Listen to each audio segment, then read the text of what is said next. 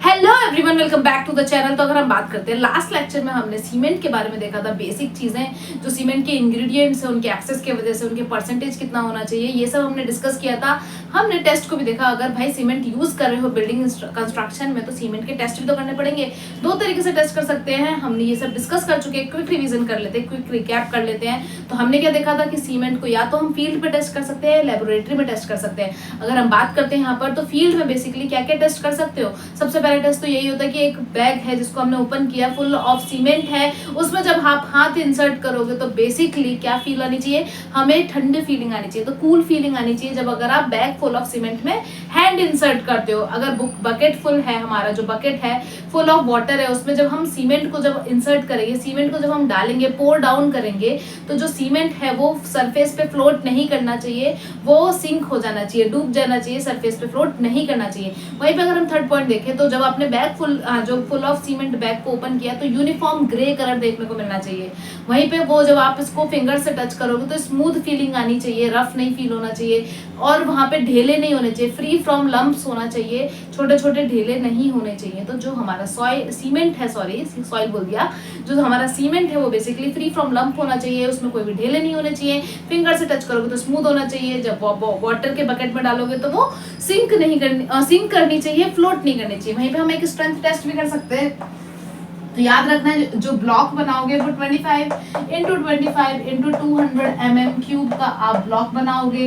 ये ब्लॉक का साइज है। ब्लॉक को क्या करोगे, ब्लॉक को यहाँ पर ब्लॉक बनाने के बाद उसको 7 दिन के लिए वाटर में इमर्स करके रखोगे। फिर उस पर 340 न्यूटन का लोड लगाओगे। जिस पे आप रख रहे हो, यहाँ पर हमारा जो सपोर्ट है, इन सपोर्ट के बीच में 150 mm का डिस्टेंस होना चाहिए, 150 mm के बीच का डिस्टेंस होना चाहिए। और ये ब्लॉक 340 न्यूटन पे ब्रेक डाउन नहीं होना चाहिए, इस पे हमारा ये फेल नहीं करना चाहिए। ये स्ट्रेंथ है। ये सारे जो है हम टेस्ट की अगर हम बात करते हैं, सारे टेस्ट हम फील्ड पे आराम से कर सकते हैं। वहीं पे लेबोरेटरी में हमने एक टेस्ट देखा था, जो कि सबसे पहला टेस्ट था, वो फाइनेस टेस्ट था। फाइनेस मतलब हमें क्या चेक करना है, हमने देखा था पूरी स्टेप्स की, किस तरीके से हम सीमेंट को मैन्युफैक्चर कर रहे थे, वो स्टेप हम देख चुके हैं। तो वहां पे क्या हुआ था, ग्राइंडिंग भी प्रोसेस की थी। तो ग्राइंडिंग चेक करने के लिए कि कितने अच्छे से ग्राइंड किया है, क्या हमने सीमेंट के पार्टिकल को फाइन उतना किया है जितना हमें चाहिए, उसको चेक करने के लिए हमने फाइनेस टेस्ट किया था। दो तरीके से कर सकते हैं फाइनेस टेस्ट की अगर बात करें। एक तो सीव मेथड था, दूसरा क्या था, एयर परमेबिलिटी मेथड।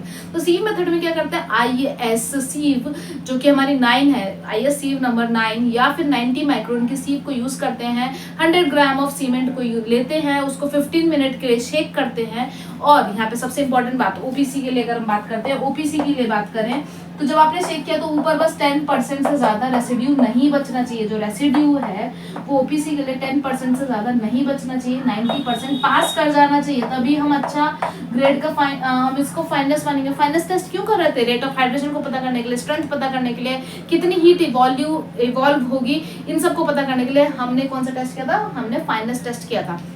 वहीं पे अगर हम बात करते हैं, मैं ये भी बता चुकी हूँ कि रैपिड हार्डनिंग सीमेंट के लिए कितना रेसिड्यू नहीं होना चाहिए। कमेंट सेक्शन में बताइए, याद कर लेना चाहिए आपको, लास्ट लेक्चर में ये टास्क मिला था। वहीं पे जो पोर्टलैंड पोज़ोलाना सीमेंट होता है, पोर्टलैंड पोज़ोलाना सीमेंट है, उसके लिए कितना % रेसिड्यू हमारा होना चाहिए, ये सब हम डिस्कस कर चुके हैं। वहीं पे अगर हम बात करते हैं एयर परमेबिलिटी टेस्ट में, क्या होगा, हमने जो सीमेंट है उसको हमने बेड पे, सीमेंट बेड को हमने फैलाया है, नीचे से एयर पास करते हैं, और यहाँ पर जो हमारी यूनिट है वो बेसिकली हम यहाँ पर किसमें, SSA स्पेसिफिक सर्फेस एरिया के टर्म्स में, स्पेसिफिक सर्फेस एरिया के टर्म्स में हम वैल्यू को डिनोट करते हैं, जो कि यूनिट होती है सेंटीमीटर स्क्वायर पर ग्राम में या फिर मीटर स्क्वायर पर केजी में, जहां पर OPC की वैल्यू होती है 2250 सेंटीमीटर स्क्वायर पर ग्राम।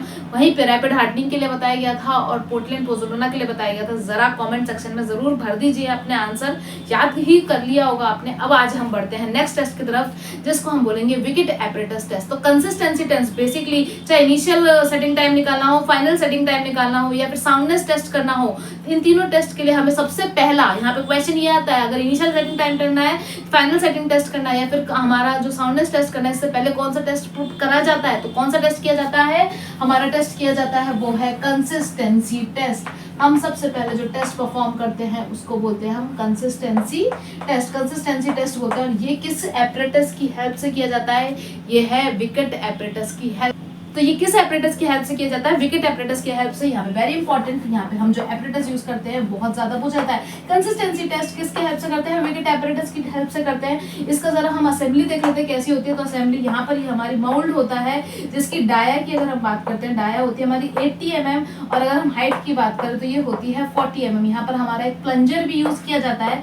अगर हम इस प्लंजर की बात करें, प्लंजर की बात करते हैं, ये जो प्लंजर है इसको यूज किया जाता है। तो प्लंजर बेसिकली हमारा, इसकी जो हाइट होती है या इसका लेंथ जो होता है वो होता है 50 mm। वेरी इंपॉर्टेंट, ये सारी चीजें पूछी जाती है इसलिए लिख रही हूँ, पागल नहीं हूँ। यहाँ पर 10 mm इसका डाया होता है, 10 mm इसका डाया होता है, और इसका जो वेट है वो है 300 ग्राम। 300 ग्राम का प्लंजर होता है। ये सारी असेंबली बहुत इंपॉर्टेंट है। यहाँ पर हमारा माउल्ड होता है जिसकी 80 mm डाया होती है, 40 mm का इसका हाइट होता है। यहीं पे प्लंजर है, उसकी 50 mm लेंथ देखने को मिलती है, 10 mm उसकी डाया होती है और 300 ग्राम उसका वेट होता है। तो ये तो विकेट एपरेटस का जो हो गया हमारा बेसिकली असेंबली होगी। यहाँ पर क्या करते हैं हम? सीमेंट लेते हैं। सीमेंट में हमने क्या किया? सीमेंट में वाटर ऐड करते हैं। सीमेंट में क्या करते हो आप? ऐड करते हो वाटर। कुछ इस तरीके से वाटर ऐड करना है कि जब आप इसमें पेस्ट को पुट करोगे, पोर करोगे, फिर आप क्या करोगे? ऊपर से ये जो प्लंजर है, ये प्लंजर को इंसर्ट करोगे तो प्लंजर हमारा टॉप से, वेरी इंपॉर्टेंट, स्टामा करके लिख लो, टॉप से हमारा 33 mm से लेके 35 mm तक इंसर्ट हो जाना चाहिए। जिस वाटर कंटेंट पे सीमेंट के अंदर यहाँ पर इतना इंसर्ट हो जाता है, उसी वाटर कंटेंट को हम पी से डिनोट करते हैं, और ये क्या है हमारा? Consistency water. पी से हम इसको डिनोट करते हैं। इसी वाटर की लिमिट को फाइंड करने के लिए तो हम ये टेस्ट परफॉर्म कर रहे हैं। तो यहाँ पे पूछा जाता है क्वेश्चन इस तरीके से कि कितना टॉप से इंसर्ट हो जाना चाहिए प्लंजर? जिस वाटर कंटेंट में इंसर्ट होता है वो कंसिस्टेंसी वाटर हो गया, और कितना इंसर्ट हो जाना चाहिए? 33 mm से लेके 35 mm तक हमारा इंसर्ट हो जाना चाहिए। वहीं पे बॉटम की बात करें तो बॉटम से कितना रह जाता है? वेरी इंपॉर्टेंट, एक बार एसएससी में पूछ चुका है। बॉटम से कितना रह जाएगा? 5 से 7 mm तक वाटर से बॉटम से रह जाएगा। तो ये हमारी कुछ जो बातें लिखी है यहाँ पर, एक भी बात ऐसी नहीं जो फालतू है। तो बॉटम से कितना रह जाएगा? 5 से 7 mm तक रह जाएगा, और टॉप से कितना इंसर्ट हो जाना चाहिए? 33 से लेके 35 mm तक इंसर्ट हो जाना चाहिए। जिस वाटर कंटेंट को जाएगा उस वाटर कंटेंट को ले लेंगे, कंसिस्टेंसी वाटर उसको बोल देते हैं। ये टेस्ट को परफॉर्म करने के लिए हम यूज करते हैं विकेट एपरेटस, और ये उसकी असेंबली, और इस टेस्ट को बोलते हैं कंसिस्टेंसी टेस्ट। अब इसके बाद क्या आता है? हमारे पास आएगा पहला टेस्ट जिसको बोलते हैं इनिशियल सेटिंग टाइम। अब पहली बात तो ये वो वाली बात नहीं कि टिकटॉक चलती है। पहली बात तो ये है कि इनिशियल सेटिंग टाइम क्या होता है? इनिशियल सेटिंग टाइम वो है जिसपे हमारे सीमेंट अपना क्या ये लूज करने लगती है? प्लास्टिसिटी लूज करने लगती है। देखो दो चीज होती है, एक सीमेंट बैग को हम टेस्ट, यहाँ पे हम सिर्फ और सिर्फ सीमेंट की बात कर रहे हैं। यहाँ पे क्या होगा? जब साइड पे जाओगे तो कुछ लेबर होते हैं, लेबर ने क्या किया? सीमेंट लिया, सैंड डाली, वाटर डाल दिया। अब ये सीमेंट नहीं है, मोटार बन गया है। इसको हम क्या बोलेंगे? मोटार। तो बेसिकली हमने क्या किया? उसका इनिशियल सेटिंग टाइम 90 मिनट्स तक पहुंच जाता है, लेकिन ओपीसी की बात करें, हम सिर्फ सीमेंट का टेस्ट कर रहे हैं, इसका जो इनिशियल सेटिंग टाइम होता है वो 30 मिनट्स होता है। अब इनिशियल सेटिंग टाइम क्या है? क्या हुआ? वाटर डाला तो ये अपनी प्लास्टिसिटी लूज करने लगता है। मतलब क्या? हम 30 मिनट के अंदर हम जो शेप देना चाहते हैं वो दे सकते हैं, उसके बाद वो हार्डनिंग स्टेज पे आने लगेगा।